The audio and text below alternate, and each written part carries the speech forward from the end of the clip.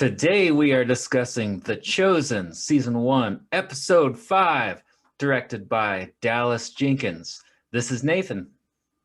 It's Jason. John. Nick. We are four guys that come from different backgrounds, and we're all watching the show together, and then we come here to discuss it together.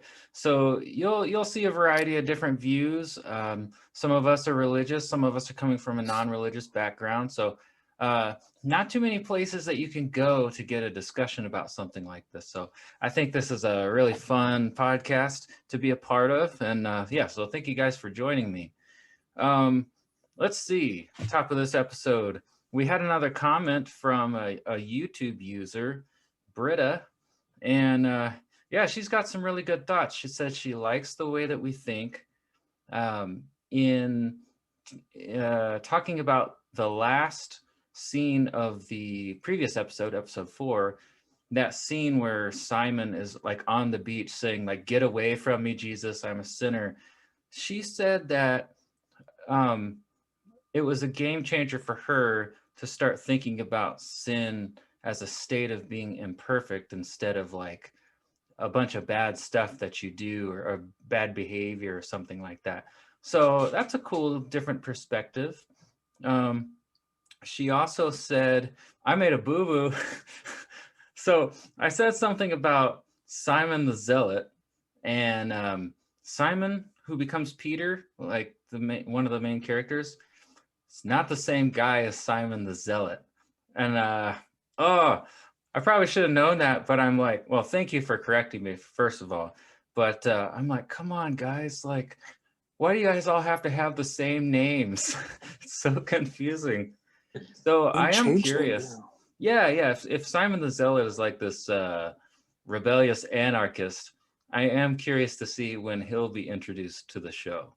So that'll be fun. What are you guys drinking tonight before we get started? I have more expired Guinness Extra Stout, so hopefully my tummy doesn't destroy me later. What about you guys? Wine.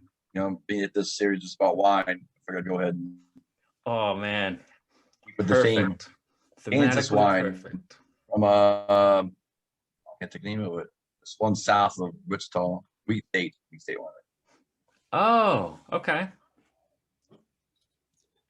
Was that from Newton? No, that was Grace Hill up there. That area. Okay. This one's Nick. in Winfield. Okay, cool. Nick, I saw you were holding what looked like some very valuable beer. Yeah, well, so they call this a mixed berry goes ale. I think it's a Berliner. I think they're playing with their beer descriptions there, but so it's a Berliner. So it's a sour. It's got mixed berries in it, and it tastes just like it sounds, though it's got a slight hint of sour aspect. But it's from a place called the Vale Brewing, and I should know this. Colorado? Richmond. I don't know. They're pretty prominent, and someone will probably shoot me for not knowing it. But regardless, man, that sounds good. I've been drinking a little bit Boulevard Berry Noir, and it looks just like that in color. It's pretty tasty. So I have just this much of Blanton's left from a 2017 purchase that I made. And I decided to use that this evening. I actually had a beer picked out, but I did not bring it with me. It's at my place. So it'll be on the next episode. I promise I will have beer at least one of these episodes. Suspense. I'm going to be wondering for 2 weeks, what kind of beer did you pick? Oh, you shouldn't be that excited about it. Was that like Bud Light? Keystone Zima? Light? I mean, it's totally not Smirnoff Ice or anything. So PBR coffee edition. So it's Zima. Zima. Yeah. Yeah, Zima. Coffee PBR. Yeah, Exactly. That's a thing. it is. Yep. Out here, they have this terrible beer called Milwaukee's Best, but it was like 35 cents a can, so I bought it for a while and just like squeezed a lime into it. Hey, man. There's something to be said about My mom used to have these get-togethers, and she had a liquor store for a while, and she would have people over, and she'd get about 6 cases of Budweiser or Bud Light, and she'd get 6 cases of Milwaukee's Best, and they'd serve that Milwaukee's Best after. At that point, nobody cares. It's fitting. Yeah, just like Very in this fitting. episode. Yeah. The old bait and switch. Hey, I did actually look into, Jason, you'd asked how people were taking this series, like if it was offending them or if there were any controversies. It looks like most people are taking the series pretty well. There's a little bit of controversy at times about, them kind of writing a almost historical fiction type of background story into it. So some people don't like that, but most people seem pretty cool with it. I think the only other controversy I saw, the writer or Dallas Jenkins, I think him, or maybe it's a writer.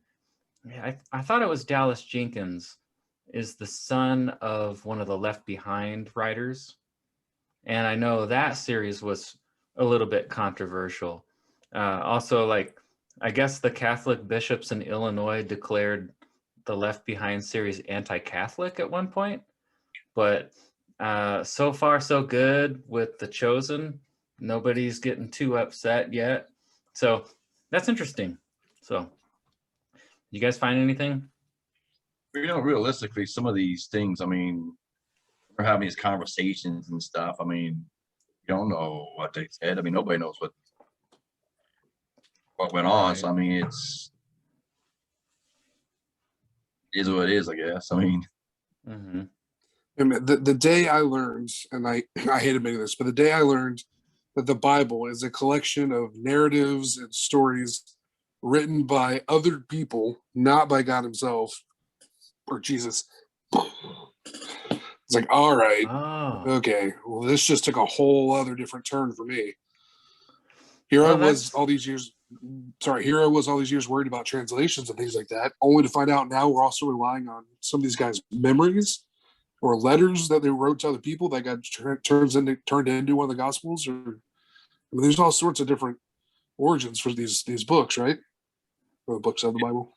Yeah, that's interesting because we had that discussion, I think, at the brewery church one time, and I bring that up. I'm like, how can people remember these stories? I mean, these things are pages long.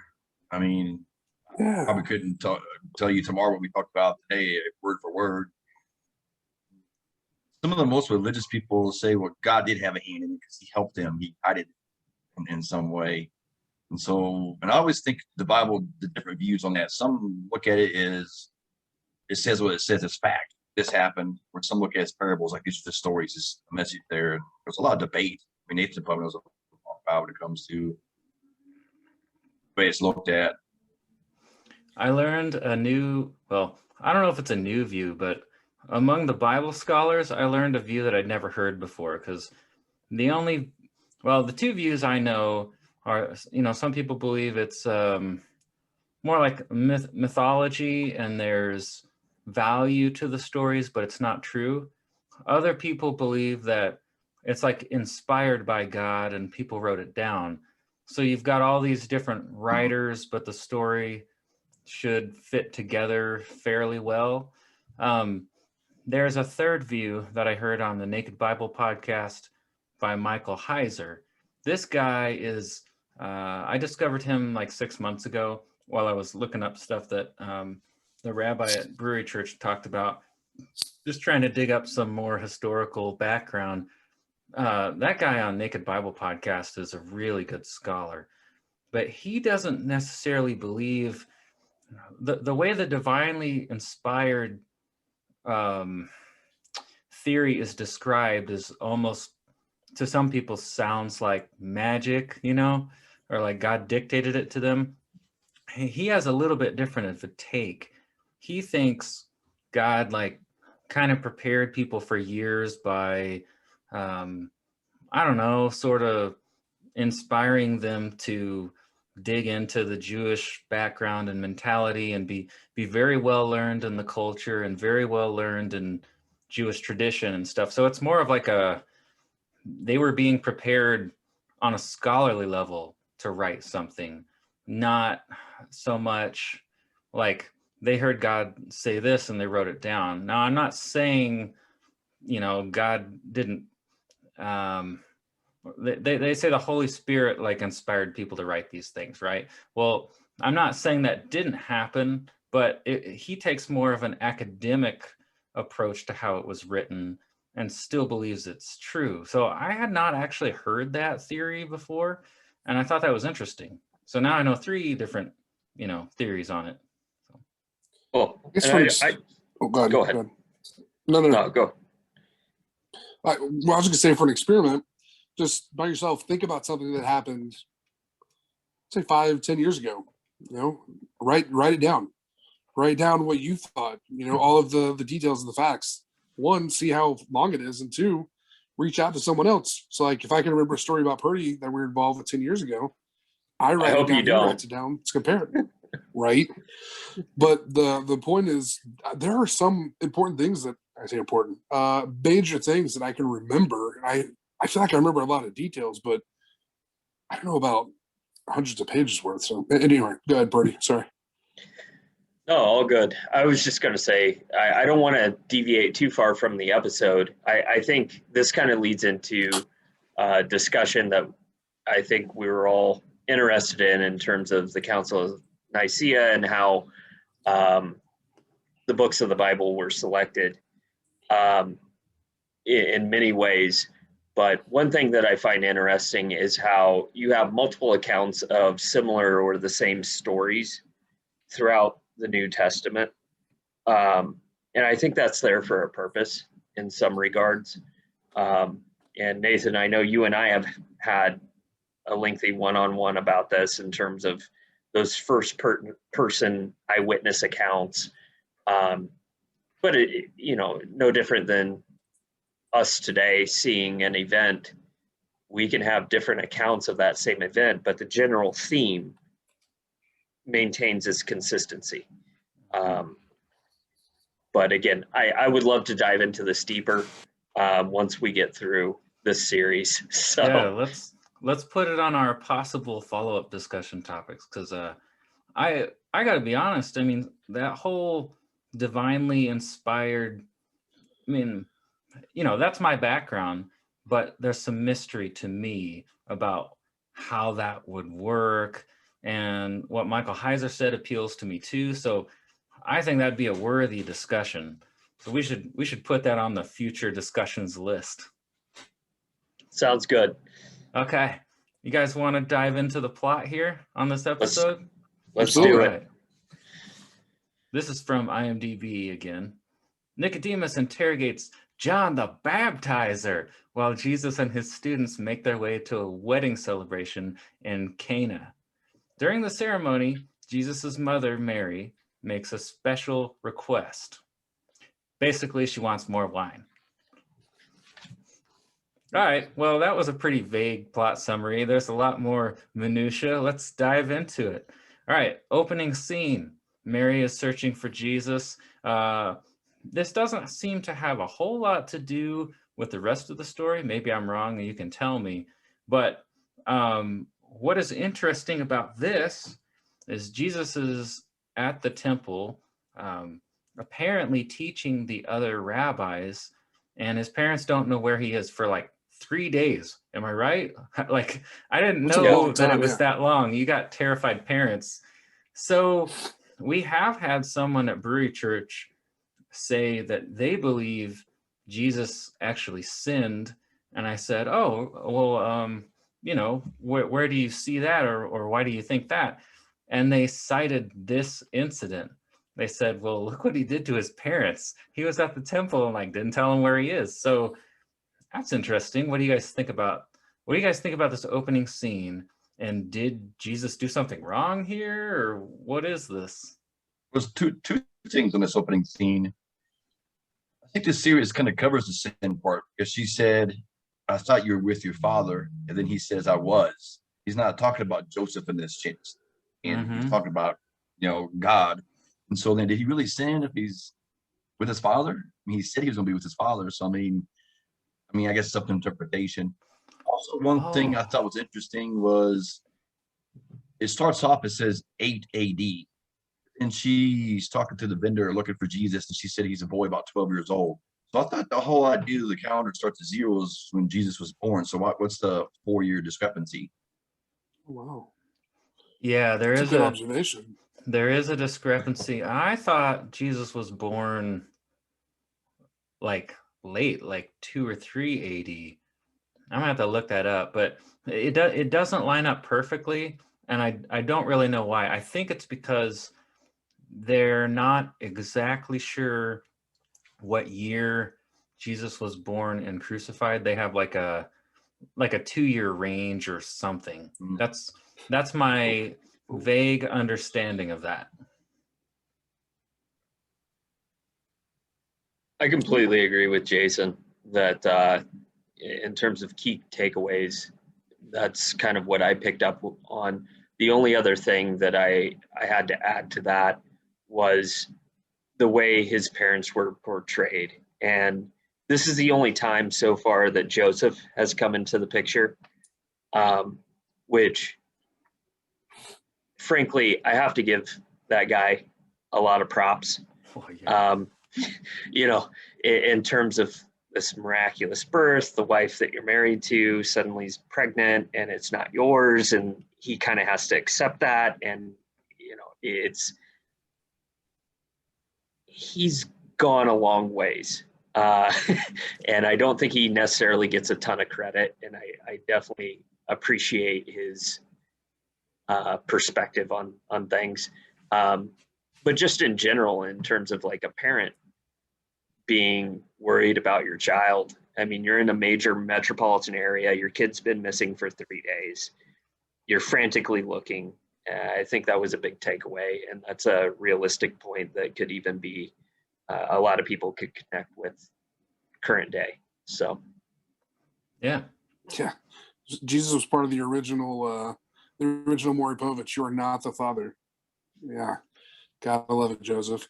I encourage you to watch I think it's the pilot, which is the Christmas special or whatever.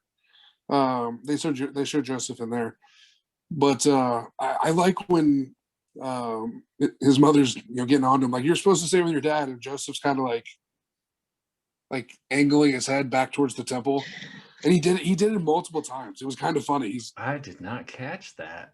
Yeah, it was subtle, but it was pretty funny. Good catch. But to one of the questions you asked, did he sin? Well, what's the definition of sin?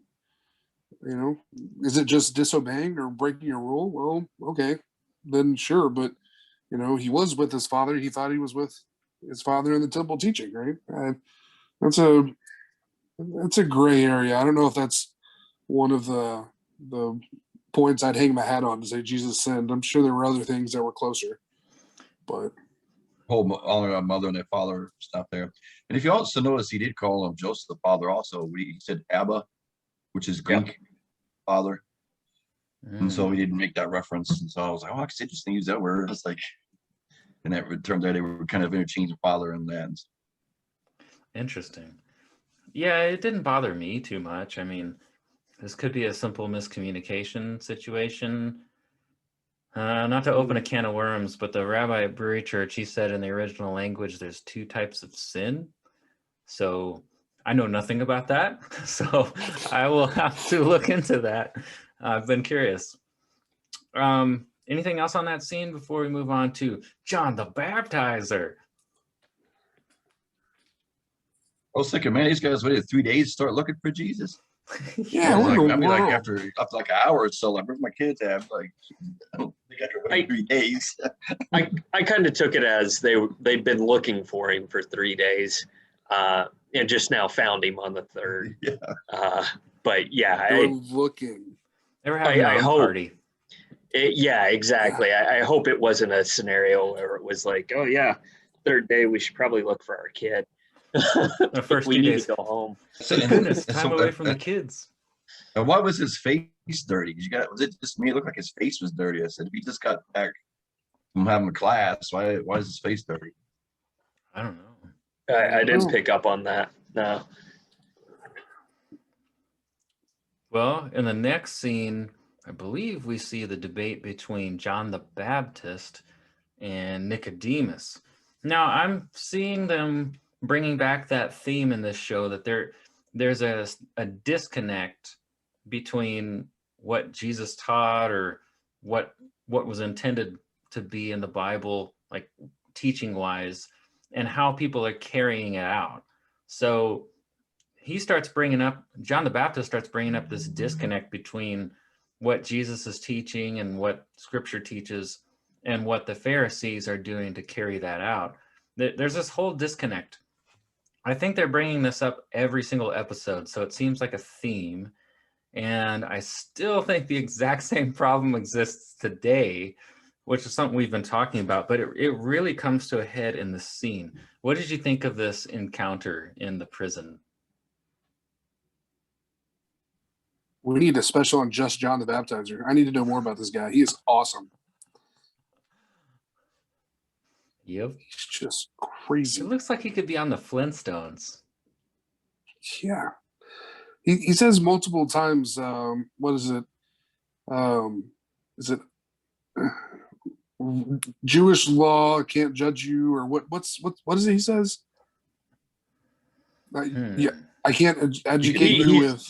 Yeah, it's basically just he's acknowledging that he's a Jewish citizen, so it would be inappropriate for Roman law to be the the status quo in terms of his punishment or how that's carried out.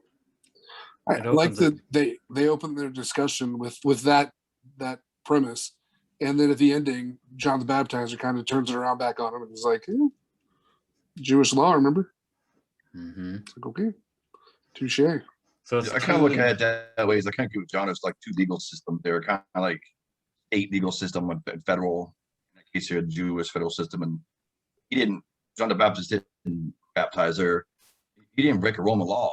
And so, I mean, why is he there for? I mean, when it comes to domestic stuff, religious issues, those are Jewish issues, not Roman issues. Yeah, I suppose I don't blame John the Baptist for being hostile, because he was arrested over false pretenses, basically. But yeah, he's pretty hostile to Nicodemus. And it is kind of weird because Nicodemus doesn't seem to be a threat, and he's being nice to John the Baptist at first, but John the Baptist is still throwing it back.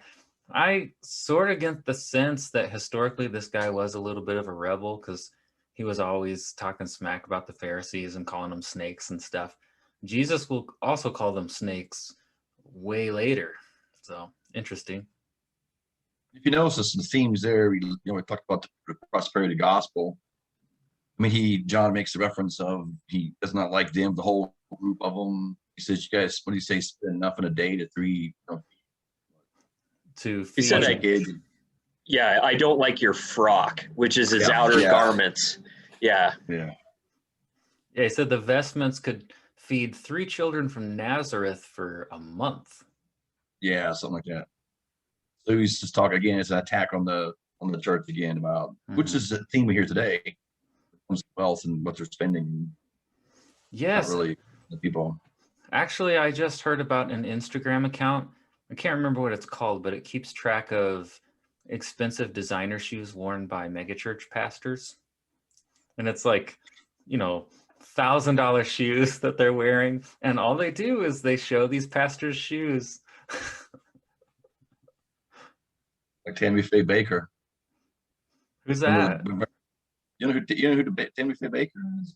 No. What was it back in the 80s? He was the one that said that God said that he needed to raise a bunch of money or he was going to die or something. He ended up getting in trouble. He went to prison for that.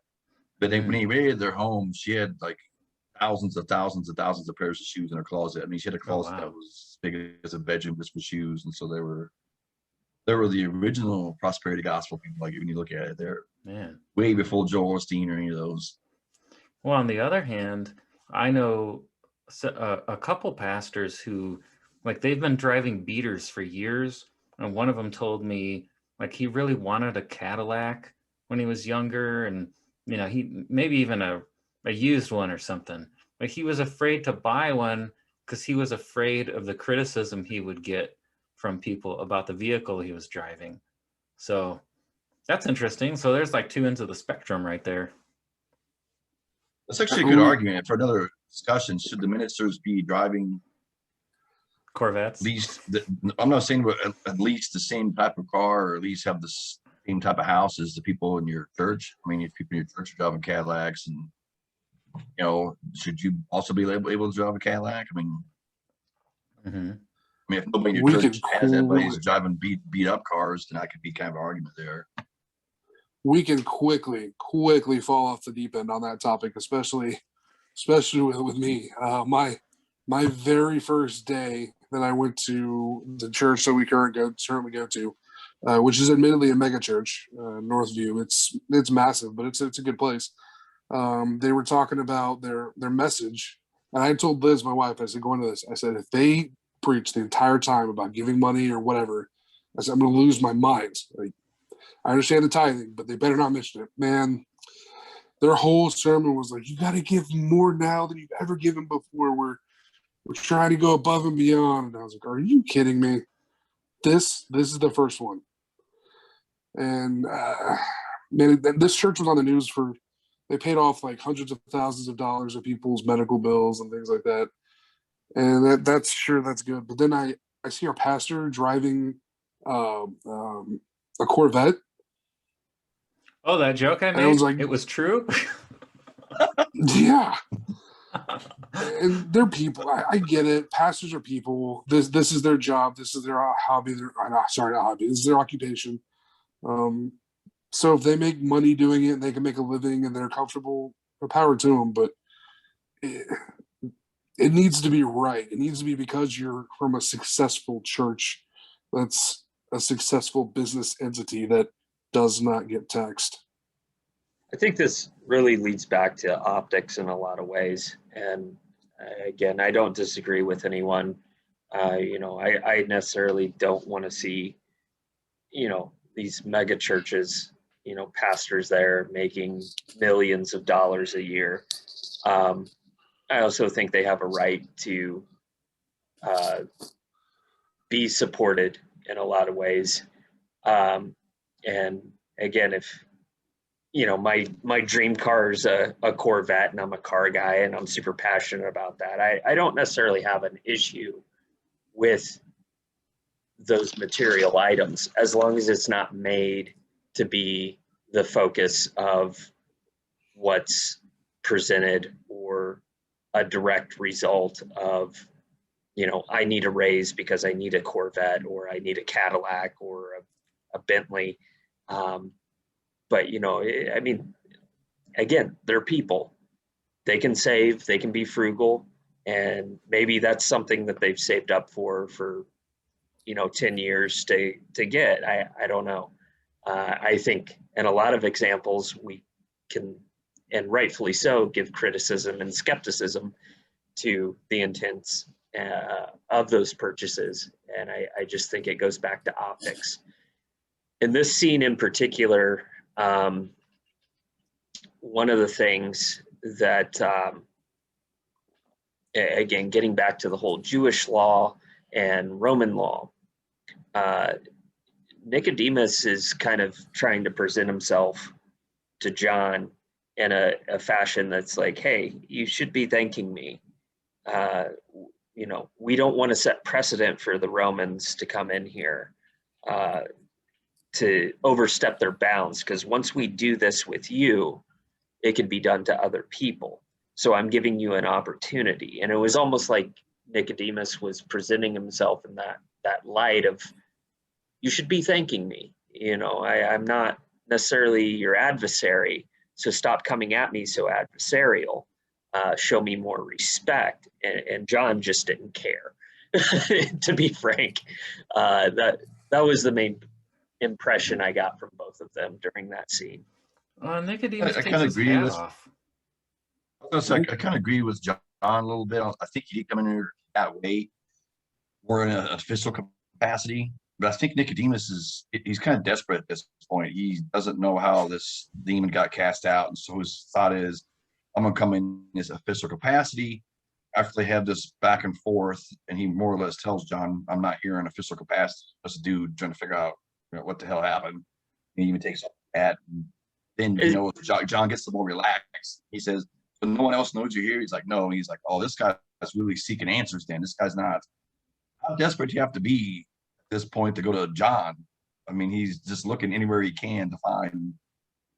I kind of felt like he was playing good cop, bad cop with himself during that whole interaction. So it's like going to visit Hannibal Lecter or something for answers. Well, when he took his hat off, I wondered if that was supposed to symbolize something, because, when he's teaching at those other dinners, he's got his hat on, he looks very formal. He comes in here, like, are they supposed to take their hat off? Like, is this supposed to say, I'm meeting you as a person, I'm not a rabbi right now? Is that what that's supposed to mean? Or I'm not a Pharisee right now? It humanizes them. Yeah. Because it's just a man-to-man conversation now. Yep. Yeah, that's what I thought. The thing that I think is the parallel to today is John seems to be ticked off at the Pharisees because they've got all this expensive clothes. They turn the other way with the people. So the parallel to the megachurch pastor would be like the guy driving the Lamborghini or something who's not doing anything for the community. I read a Barna study this week, and it said that like 51% of people cannot identify a single thing that the church does to benefit the community. And the rest of them, they tend to say they feed the poor or something. So that's very interesting. I don't know, how accurate that is. Because I know churches that I think are doing good things for the community, and I know ones that I think I can't tell what they're doing. So the perception is bad. So clearly we're in a similar situation where something probably needs to change, and maybe they need to start thinking about being there for the people or something. But that's the same issue that John seems to have with the Pharisees, and he's like not even going to give them, a minute to defend themselves or explain themselves. I do want to question. How does John know this information? He already knows, like when he says that this guy's doing miracles. He's like, he's doing them now. He goes, pretty soon he's gonna be doing them in public. So how does John have access to this? Well, I think information only Jesus has. Part of that is it's not necessarily he knows exactly who or what the miracles are going to be, or who they're done by. It's more so he's relying back on prophecies, and that's kind of my takeaway with when Nicodemus makes the comment about him being flippant with the Torah, that he's referring back to these ancient prophecies and his interpretation of those, but they're completely different than how the Pharisees or the Sadducees or the main Jewish leaders are interpreting them. Yeah, I think I see that, and in addition to that, I think he knows that in that system, as soon as Jesus starts doing stuff publicly, it's not going to be very long until somebody tries to kill him. So I kind of took it that way. Well, yeah, he's sitting in a jail cell right now for baptizing people. So. Well, what you were saying about the prophecies. So this was a new thought to me. Nicodemus, the thing that really ticks him off, or that he finds offensive, is the idea that God has a son, and that's not referring to the people of Israel, not the Jews. And I had never heard this before or seen this way.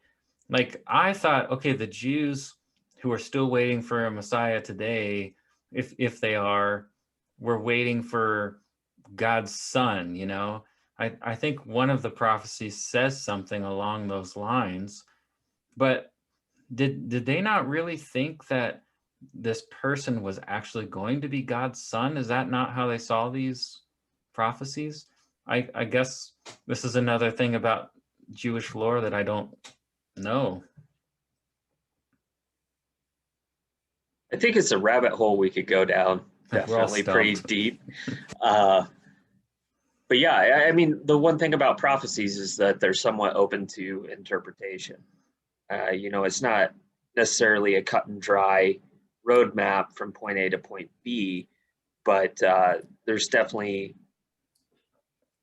check marks that you could go down a list and qualify an event or a person for fulfilling, one of those. So that was part of the point, I think, of the hierarchy of the Jewish faith, was these expert scholars who have studied these teachings have this in-depth, more intimate knowledge with the text to where their interpretations were perceived as accurate. Mm.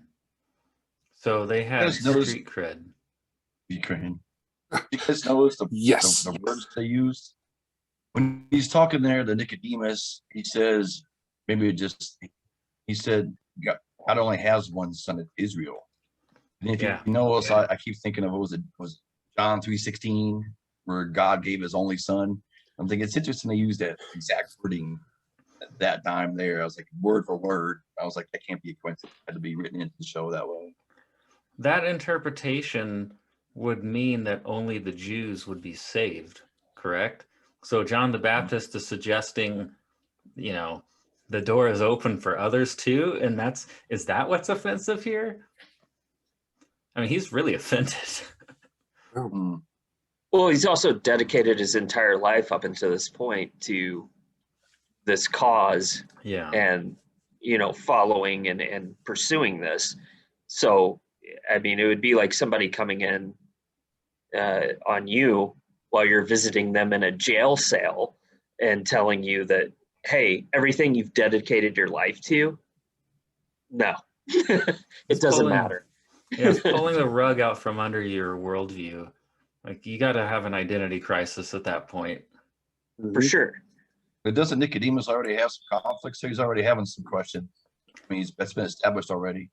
Yep. Yeah, that's why I was surprised at how harshly he rejected what John said. Like it's not even a possibility. So that tells me something's probably going to happen to make him question more, because he's not desperate enough to think about that as a possible solution, I guess. Rules of storytelling, that's what I'm thinking. But doesn't Nicodemus kind of give John a little advice before he leaves? He goes, if you say is what's true, then you better leave, because it's not going to benefit him. Then John's like, well, he doesn't need my help. I mean, it's like, okay, he's kind of believing a little bit. He's leaving the door open for what John's saying, that he's giving him advice now. But This seems to be Nicodemus's character throughout this whole story so far, is that he's open to the events around him and what he's seeing.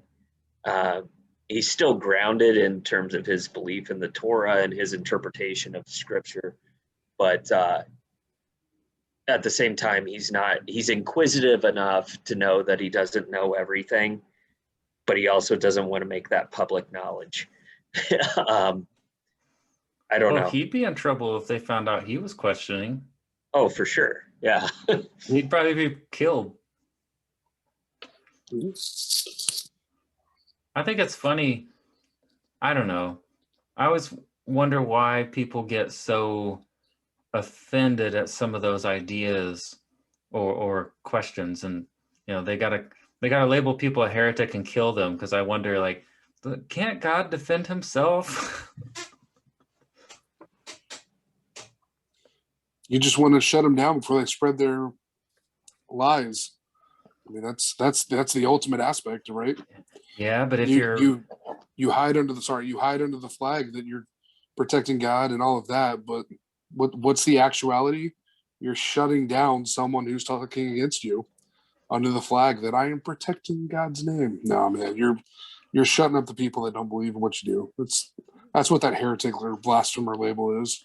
Because if you're really thinking about stuff with a spiritual lens, then like that's a very human way of seeing the situation, right? But if you're thinking through a spiritual lens, I don't know, isn't God able to keep the truth out there or whatever, you know? Well, can humans really do that much to mess it up? I mean, I don't know. That's a whole nother debate. Well, we should go back to the next debate, Humans which do is that much to mess it up. That's a I feel like free will Yes, comes they into play can. here somewhere. they sure can mess it up. Yeah, you and I know, like they can really mess it up. What I mean is, can they mess it up to the point where like if God exists and he's all powerful, can they mess it up to the point where like everything's lost and his mission is unachievable? I don't think that. I think that's blasphemy right there. hey, dude. Yeah, Someone's I coming for do you, man. have some people who think I'm quite heretical. If they're coming, hopefully they come during the podcast because that'll be good viewership. Oh It yeah, would be. there's stakes No. and pitchforks, and I'm a pacifist, man. I you know me. doesn't matter what you are; it matters what they are. Well, we could talk about the next controversy of the show. You're The taking over, wine. John. If they come for him, John, you're taking over. You're the narrator now. Yeah, you're the Oh, movie. man. Gotcha. I'm already going to be killed in my sleep for starting the brewery church. So, all right. So we've got this wedding storyline. Honestly, when this first started, I was having trouble following it until the characters like developed a little bit, and then I understand they're trying to show that this family who's hosting this wedding is in a pretty desperate situation. They're trying to save their reputation and stuff like that. But yeah, I think this is interesting. We see them talking, planning about the wine, what they're going to do. And one of them says, when everyone is stuffed and senses are dull, we will serve the lesser wine. Now that is in the Bible, like that's part of the story, and that's part of their culture at the time. That's what they did at weddings. I thought I'd been taught at one point that a wedding was like a week-long celebration where people camped out. So that's a lot of wine being consumed. So that does bring the whole wine argument up because, I mean, especially since I got the brewery church started, I have a lot of people who will contact me online and tell me, hey man, you know, Jesus never drank. That was grape juice. So we do have this whole controversy we could talk about because the show, you know, they definitely take the wine as alcohol route. We can see that with this opening discussion here. So I think that's interesting. They drank alcohol back then because it was sanitary. If you went and pulled water from the local wherever, anyone's cattle or whatever could have been drinking from it. But if you had beer or wine or mead, was most likely what it was. It ferments, and when it ferments out, it's safe for you. It's and when you heat it to brew it, you make it sanitary. So that's kind of the thing. Like we can, whether Jesus drank wine or grape juice, man, he probably drank wine because he didn't want to die of cholera or some random organ trail disease. Like it's not. He's not trying to get hammered. I agree with Nick, and I think there's other historical accounts that actually back it up. A lot of historical accounts. They're fermenting for a reason. I mean, they want stuff to last. Grape juice is not going to last months and months and months without some kind of fermentation. With that, it's more of a natural process. I don't think it's like table wine now is 12-14%. I doubt it's that high. It's probably 3 to 4%, maybe 5%. So it's not unrealistic, just based on other biblical, not just the Bible, all types of history that they're drinking fermented drinks, mead, beer, wine, whatever it is that they can do to make things last. I mean, there's a necessity there for it. It's also like Nick said, there's also health as well. Yeah, I don't buy the argument that he's drinking grape juice. No. I mean, I think it's just this anti-drinking, you know, kind of prohibition type of mentality that's trying to impact that. I think there's two things here. One, isn't there a story of Moses, and part of the reason why he didn't get into the actual promised land with the Israelites was because he overdrank, overindulged, and sinned. Am I the only one that recalls that? Or I don't remember book, chapter, and verse on it, but that was a story that kind of stuck with me. I thought that was the incident where he strikes the rock to draw water out, and like he kind of did it flippantly. He wasn't supposed to. Noah's the one who like Noah got off the ark and made Maybe a it was Noah. field, and he Yeah. got drunk, and then what Exposed happens himself. next is up for Yeah. debate too. Yeah. It's potentially X-rated and controversial. Yeah, You need to Yes. reread the story of the ark. we be on that boat for that long a time frame. I mean, dang. I mean, Apologies there. I got that's that okay. mixed up. And then the other thing too is, I have heard in terms of what's considered good wine, it's still fermented, but I've heard that the closer it is to the grape or the process, that the better or the higher quality it was, because it was based more off taste, not necessarily, seeking alcohol content. But that fermentation process has always been involved with winemaking. I mean, it's a fundamental feature of what it is. It's just how pure it is and how close to, again, the date of that whole process. And Nick, I know you're a home brewer and can speak for hours on this type of stuff. So I actually did a little bit of research on this subject. So off the top of my head, the reasons I already thought Jesus probably drank with people are because there's a couple scriptures. There's one in Matthew 11 and Luke 7, verse 34. It says, "The Son of Man has come eating and drinking, and you say, 'Behold, a gluttonous man and a drunkard, a friend of tax collectors and sinners.'" Basically, the religious people are accusing Jesus of being a drunkard. I don't think that they would do that if he wasn't drinking something alcoholic, wasn't around alcohol. I know a pastor that did like a historical study of what wine was back in Bible times around Jesus's time. He said it was about like a modern beer in terms of alcohol content. But there's also, let's say it's less than a modern beer. yeah, it I mean, could be. even in 1700s, they were making beer at home. And that stuff was, we got to 5%. That was a miracle. It was, we're talking 3-4%, maybe at the most. Like a Coors Light. Yeah, the deal is Zima. Zima. The yeast that we have today that get us these higher alcohol contents. Not to say they weren't around back then, but back in these times, fermentation occurred because of God, right? I mean, that's just what was understood. Nobody knew until the late 1800s, early 1900s, how fermentation actually occurred. Oh. So the point of all of that is the yeast they had available, it wouldn't have gotten you the 10, 15, 20%.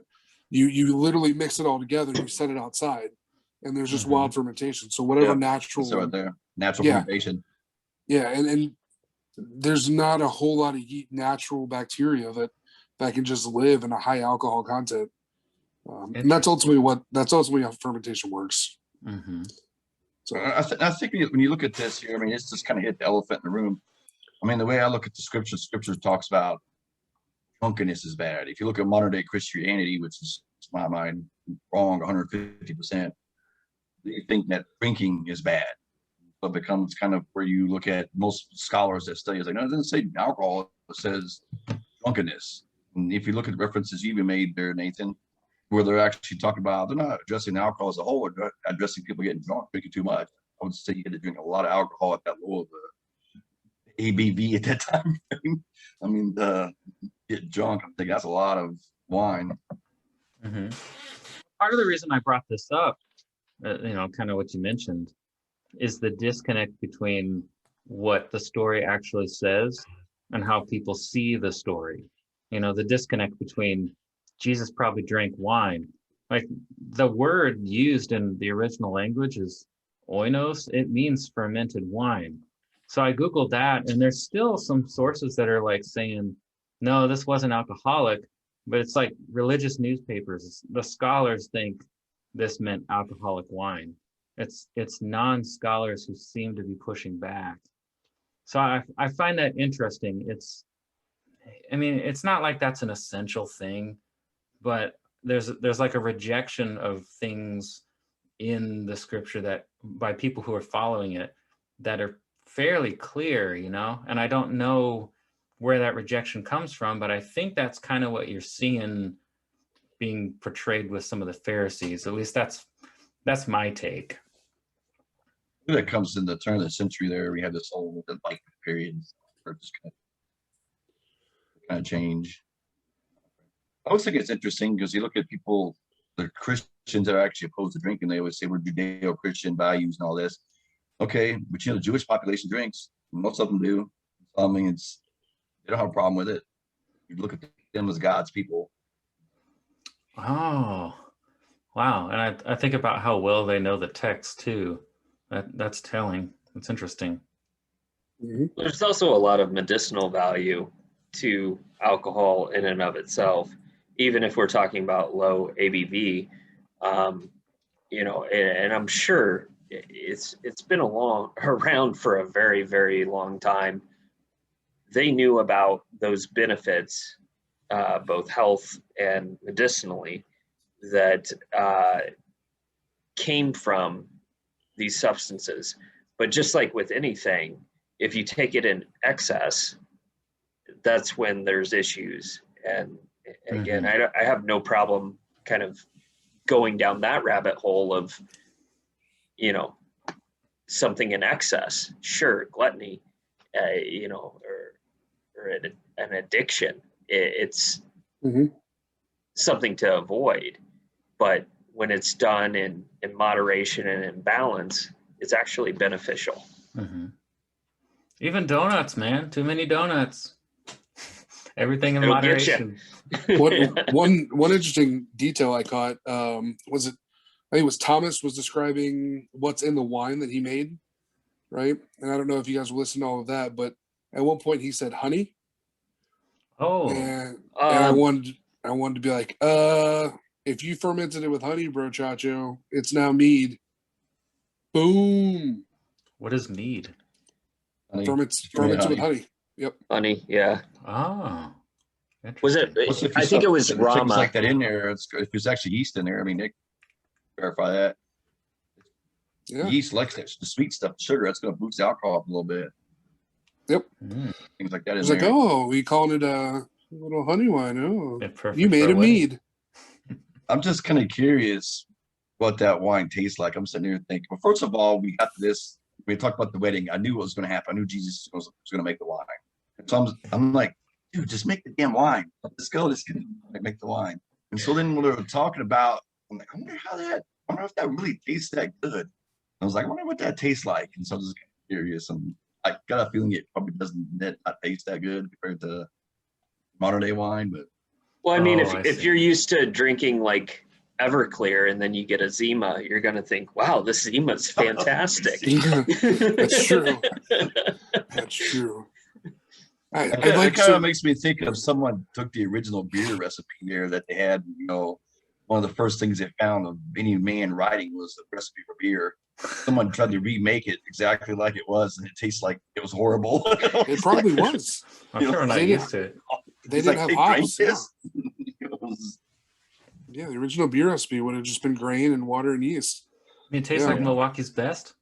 Right. Exactly. If you think about the scene, remember, I think it was it's not Simon or maybe who becomes Simon. Regardless, in the last episode where he's talking with his wife at the end and she's stepping on the grapes. And she's like, you should help me. And he like, oh, let me wash my feet. And he legitimately just like dips them in water and jumps in. I was like, no, that's not even close to clean. It's good enough. There's like 100 different things that could kill them in a day. So that's the least of their worries. That's true. Was it just me or this particular show have a lot of wine related stuff to it? I mean, you had there with Simon's wife. She's making wine, and next thing you over here, Tom has wine. I'm like, this is like a lot of wine. I mean, it was so much so that I actually paused it, went up and got some wine. And so I was like, I think it points back to what I said though. Like it was the main. These type of beverages were the main thing to consume back then, just because the various reasons we described. You didn't do it, then you're struggling. And yeah, I would say Simon and his wife's probably doing it for personal consumption. Yeah, of course. It looked like that's kind of why I admire the show, though. It's like cut through the controversy and try to show, look, this is how it was, you know? Like, forget about the grape. I mean, that grape, the grape juice controversy thing is so like prominent that like every couple months somebody messages me online, like on the Berea Church page, and tells me, look, dude, if you just pray to God, he'll tell you that it was grape juice. I'm like, okay, thanks, man. you just pray to God. I don't know what to say. Like, I certainly don't want to argue with anybody, but you know, I don't know these people. They're strangers to me. I don't know why they would go out of their way to like bug me about it. Well, but I think the Catholics also give wine when they give sacrament as well. Mm-hmm. That's another old church that has a history, not just the Jews, but the Catholics as well. Also giving wine. So I mean, yeah. Argument against the. I think we know through data and information that fermented alcoholic wine was prevalent in that time period. At the same time, this is called wine, and the miracle that occurred there was presented in a way based off of all the accounts that are in the New Testament as being the best. And knowing what we know about the time period where, and it makes sense, we do it current day, even at like parties and get-togethers, where it's like you serve the best first, and then when the senses are slightly dulled, the lesser quality comes out. I feel like that's fairly well documented in this scenario, to where, you know, regardless of the alcohol content or how strong it was, whatever it was better than the best that was presented. And that's the main takeaway. Yeah. Yeah, because he even gives a little speech there. The chief, what do you call him? The guy, the caterer. What do you call him? I call him the caterer. He stops. This is the best one I've ever tasted. Usually they give it's like you said, they're done. Like, okay. Yeah. Why don't we go ahead and talk about the like the climax here, the miracle, because Jesus doesn't really seem like he wants to make the wine. Well, I think this kind of gets back to John the Baptist and that whole interaction with Nicodemus, where John saying, you know, he's still performing miracles in secret. Jesus isn't really, at least how it's portrayed, he's not confident enough in his abilities to want to go public. He's just kind of wanting to get his group together. He's still trying to get his disciples pulled together. I mean, at this point, we're still missing half the team. So I took it more as like that whole, I don't want to make a big deal out of this. I know I can probably do it, but I don't know at the same time. He's not feeling confident in his abilities or the direction that he wants to take. Maybe not necessarily the abilities, but more so the direction in terms of, is now the right time? Yeah. Is now the right time for me to make myself known, make myself public? When you say that though, like, does he ask that because of like where he's at in his journey, or from a more specific standpoint of, my most public thing I'm going to do is turn water into wine at a wedding? I think at this point, he's still a man. Like, end of the day, he's still a person. And those same emotions that we experience, he still experiences too, right? Yeah. I mean, I know you've played sports, Nathan. You've done sports as well, and it's you go into these competitions sometimes, and as confident as you can be, there's still a little bit of doubt in the back of your mind. Like at the end of the day, like you've trained for this, you know what's coming, you prep for it. I know every time I stepped to a starting line or went up to bat at a plate, there's always been that much of a doubt in the back of my head that I'm just like, okay, am I really good right now? Like I got to make sure my head's on straight here. Do you think had his mom not kind of pushed him? Because I think without a doubt she pushed him to do this. But do you think had his mom not pushed him, he would have done it? Nope. I don't think so.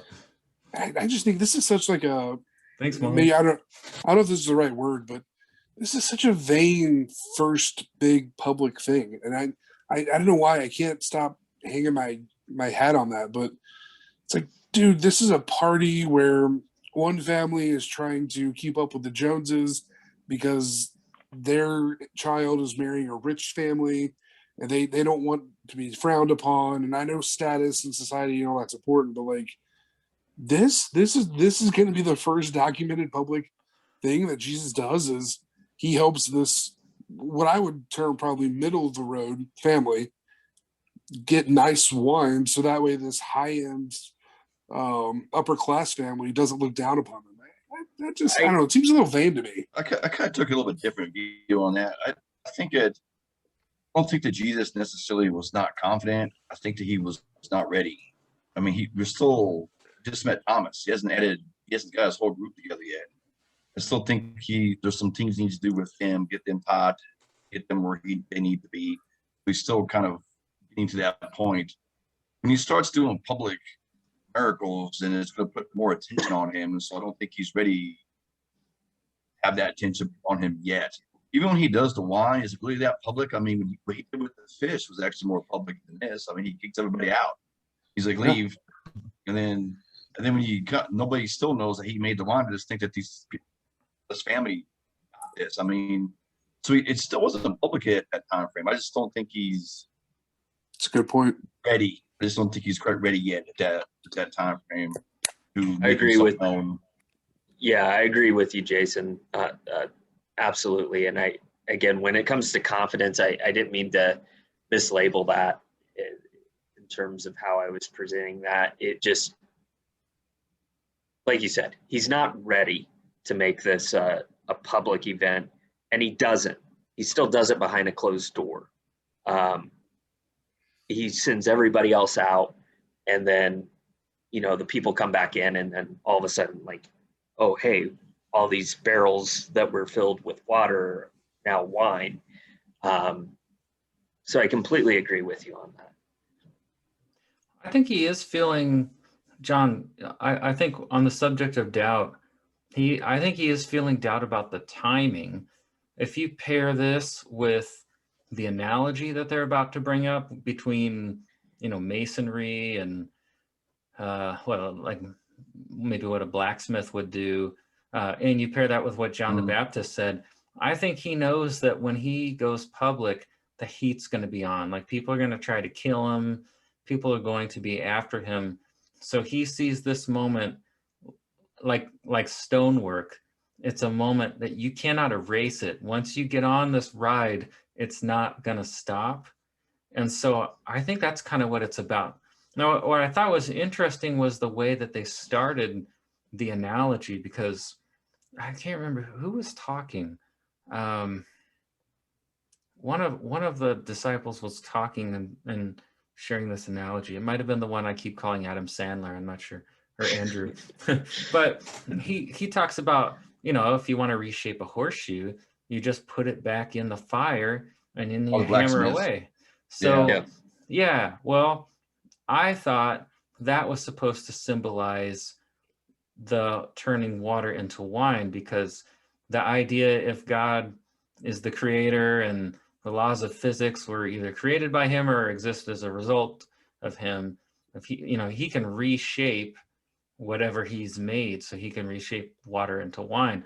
But then it goes into the masonry, the stoneware example. And I thought then the analogy shifts to talking about the timeline. Like, if you do this miracle, you cannot undo it. Yeah. If you go public, your time is now limited. Like, the countdown timer has started. There's a debate about how much knowledge, if Jesus is God, there's a debate about how much knowledge he actually has, because it seems like he doesn't have, full access to God's knowledge. So he doesn't necessarily know when things are coming. So there'd probably be some human feelings there, some doubt and things like that. I liked this But do you analogy. think that he knows that he's going to get killed? I mean, I kind of get the feel that he does. Even in the opening scene, his mom's like, "Can you help us get through this?" And the way his face, he's like, "Yes, I'll be there for you." Something like that. I think he already knows what's going to happen. So I think that's when you talk about the stonework. Once you start, you can't just start done. You can't just rewind it and start over again. So I think goes back to, I don't think he's quite ready for that.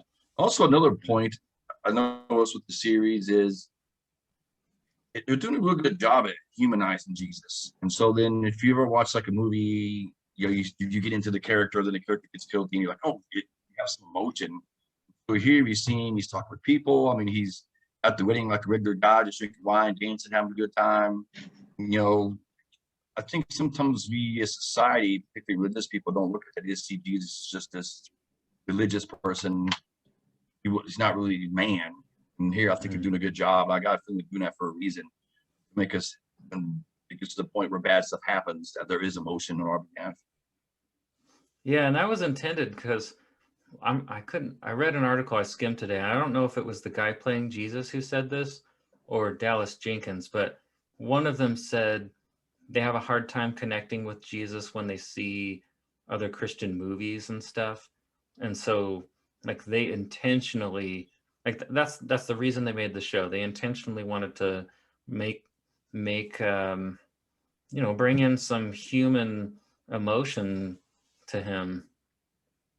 And actually you guys will help. I noticed that they kept referring to him as master. I don't think I've ever heard of that before. And so I was thinking like teacher, professor, or something like that, but master, I thought that was interesting. I've seen it in some translations of the Bible. The trick is I don't know what the Greek or the Hebrew word was, so I don't know how accurate that is. But so, actually I was thinking about that, maybe like master, like teacher or something to that, or because sometimes they'll say in Spanish, they'll say maestro. Mm-hmm. But again, we have Matthew earlier in the series calling Quintus Dominus. So I didn't necessarily get hung up too much on that as far as, but, master, teacher, him capitalized or he capitalized. I mean, I'm definitely noticing it, especially with subtitles on. But it didn't bother me too much in terms of the series at this point. I always think the term master is funny. It's like, yes, master. I say that to my boss as a joke. I'm afraid to do that to mine. I like when Jesus goes up to, let's see, who's he recruiting? The guy with the wine. Is that Thomas? Thomas, yeah. Okay. Thomas. Yeah, he goes up to Thomas, who I think is basically like Matthew Light. and Jesus says, join me and I will show you a new way to count and measure. And then he says, a different way of seeing time. And like, okay, so when he said that, I'm like, quantum physics. Am I the only one who thought that was funny? Apparently so. Yeah, I think so, Nathan. Well, I don't know. Like, was he before we started? No, I didn't. Oh, no, only one. But when like he's getting ready to change the water into wine, now he's talking about like changing time and like counting different. Like, how could that not be quantum physics? Or manipulating time, or I don't know. I just like how these people are so willing to, after they see one thing, drop everything and go follow him. You know, with the fish, okay. Oh man, you brought me so many fish. I will follow you now. Thomas, man, he changed water into wine. I'm gonna follow this dude. I'm gonna literally drop everything in my life and go walk around this dude with 11 other human beings just because he turned my water into wine. Man, I'd be sitting back like, what? Time out. Like, let's dive into this. What did you do? What kind of magic shenanigans did you pull? Like, I'm not gonna be like, all right, that's it. Well, sign me up. How'd you do that magic trick? Yeah.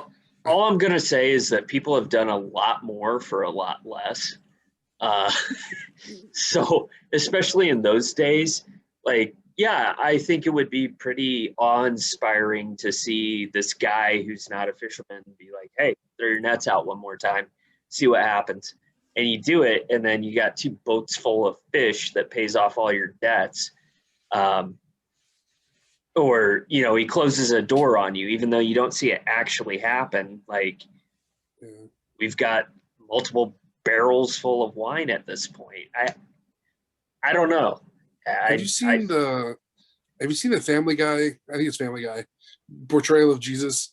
He's got the 2 fingers and he's holding them in front of him. He's like da da da da. And he puts it behind his head. Yeah, exactly. Yeah. Was that a quarter? And people are like, oh, I feel like it's like that. I think these are pretty significant. I mean, just use like John said to the nets. The nets they're pretty much on shore. I mean, they're docked right there in like a foot of water, 2 feet of water, whatever it is. And so he pulls in the wine. I mean, they're only out of the room for 3 or 4 minutes, if that. I mean, there's no way you could. I think it's the magnitude. It's not really. I'm sure they had magicians doing card tricks, and even Jesus is doing the thing with the shells there with the little kids, those types of tricks there, which was interesting that they actually had him doing those like parlor tricks. But these are a lot bigger than that. So these are sometimes I think hard to explain. Okay, how did he do that at that level? I think if you get in their heads too, like if you think about them being Jewish and they've all memorized the Torah, first 5 books of the Bible. They've got a lot of prophecies memorized. It's like I think in their minds, the miracle itself was like the final proof, right? Because they've been expecting someone like this for so long. You're right. If you isolate it to just those miracles, it does seem kind of nuts because I'd be sitting back asking more questions.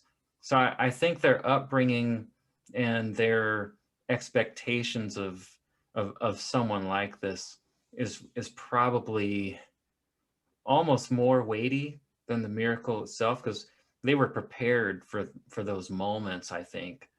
Otherwise, yeah, I don't know if they would have necessarily, followed him after just some guy shows up in one incident. I guess you're right. If you think about the blind guy, the first couple episodes, are you the Messiah? No, man, I just walked by you and told you I'm not. Same person. Mm-hmm.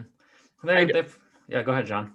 I don't know, because again, it seems like what's being taught in terms of the Jewish faith and the religious leaders is more so this conquering king that's going to be coming in and rising up Israel from the Roman control, to where, there's a lot of people that aren't necessarily ready to receive the message of this humble carpenter, this kind of a vagabond that's wandering around. I don't know. I think they still think that he's going to lead a revolution at this point. They'll argue about it later. It is interesting, like, what kind of person would it take to, if you've got an expectation like that, to get someone to follow a non-soldier, So that's an interesting thing to think about. But yeah, I think from what Andrew said last episode, I still think they think he's going to overthrow Rome at this point. So we can probably expect that to come up and be a little bit of a source of tension later in the show. So are they all just Yeah, completely crushed when he dies on the cross? Mhm. yeah. What are you gonna say, Jason? I kind of think of, I remember reading something long ago about, there's a reason why he's picking the people he's picking. Let's use the example of Simon. Simon's he's a strong guy. He's a protector. He's muscle. Look at Matthew's, he's got money. So I was in the back of my mind thinking the people he's picking, what's the purpose? I mean, what's the utilitarian purpose of, what's the rationale why he's picking these people? What do they bring to the table for his group? So I don't think most Christians look at it that way. It was more of an academic article I was looking at. Mm-hmm. Thinking of that as he's just picking them for specific things that they have to offer. Practical reasons. Yeah, practical reasons. I mean, there's probably something to that. These guys have to have some character probably too, but I mean, there could be practical reasons, like they have to be emotionally primed to, leave what they're doing. Yeah. Well, you guys want to do some final thoughts? Do you recommend this episode? Did you enjoy it? What do you think?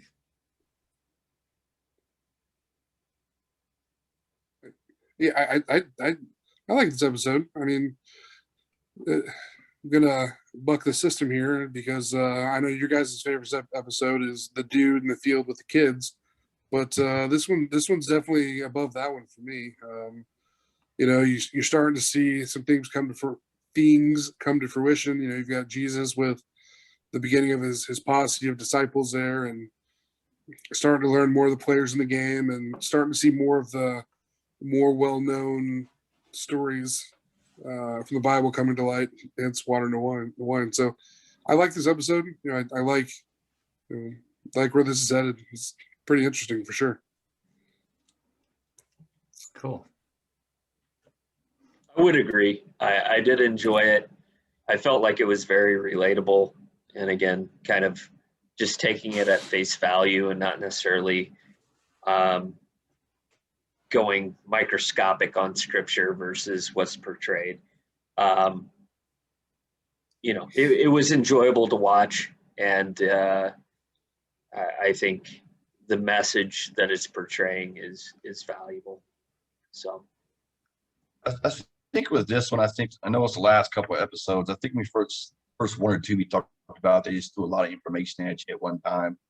I noticed the last couple they're actually taking a little slower pace. Actually, kind of, I was thinking this episode was like, well, they spent a lot of time on that. They probably could have shortened that. It was 56 minutes. They probably could put that in 40 minutes.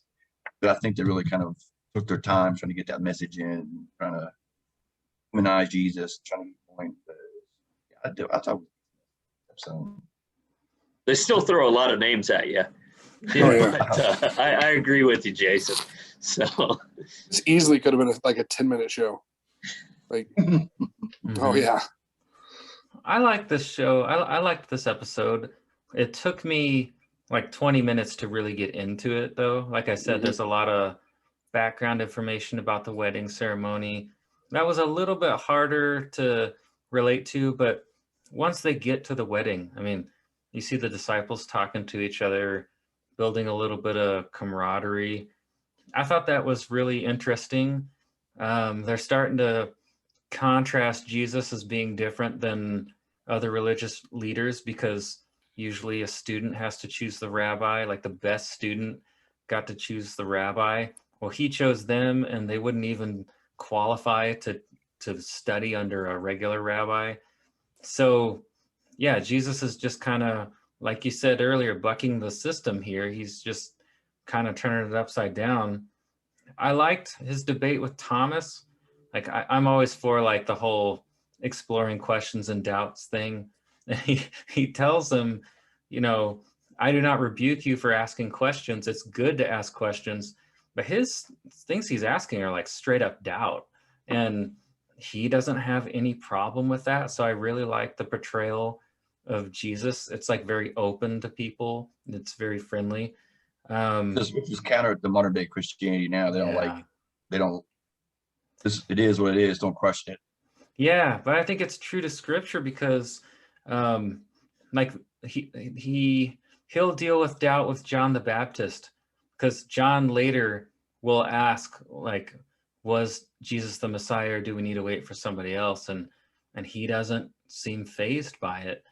So Spoiler I alert. think it's a good, yeah, I think it's a good portrayal. I really liked what they did with the miracle. I almost think they tried to explain it a little bit, so it just didn't seem like magic. Because, like, I'll show you a different way to measure, a different way to count. And they brought in the blacksmith can put the horseshoe back in the fire and reshape it. Well, I think they're trying to like explain the unexplainable, because like if there is someone who created this world, then there's, it makes a little bit more sense that they could reshape it. So I think they were trying to put some logic behind the miracle. They didn't do a whole lot there, but I think that is really helpful for people like me, because I really struggled with the supernatural stuff for a long time. And that's a way that I kind of talked myself out of my skepticism. So I thought that was really interesting. I just liked how they presented everything, and they handled the material. And I recommend this episode. It's probably not my very favorite, but if you isolated the last 15 minutes, and that was really strong to me. So yeah, you got any last words? It's the last one thing I noticed, which I think is kind of intentional as well, is Jesus doesn't really hijack the show or what's going to happen. If you look at the wedding, they ask him, are you going to do some miracles, do something, you're going to teach? No, he goes, I'm not going to teach. This ain't about me. This is about the wedding. Yeah, we're just going to relax. He also does that, back with the Shabbat dinner. He's like, no, I'm not taking over. You're doing fine. And so I just think it's kind of interesting that he's not the center of the show. I mean, it's kind of like he's in the show, but it's kind of like it's not the focus of the show. More everything else, and he's just. I had a note about the same thing, Jason, where that was a big takeaway for me, just in terms of humility and that air of humbleness going into this event, that this isn't about me. This is about the bride and groom. It's not my day, Mm-hmm. I think that's pretty huge, and it was kind of glanced over in some ways, but I also think that may have played into some of the reluctance, or at least the portrayal of reluctance, in terms of him wanting to perform this miracle that took place. In terms of, I don't want to make this event about me. These two people are about to spend the rest of their lives together. This isn't my day, it's theirs. I don't know. Yeah. That's a good point. I like it. He's a different kind of religious leader. Yep. Mm-hmm. Well, that's it for this episode. We'll be back in 2 weeks with episode 6. If you want to send us any comments or questions, we would love to answer your questions or talk about, your comments on the podcast. On Facebook, we're under Church in a Brewery. On Instagram, go to instagram.com/brewery ministries, or go to breweryministries.org, comment on YouTube. You can find us there, and we'll see you back in 2 weeks. So see you guys. Yeah. Bye. See ya.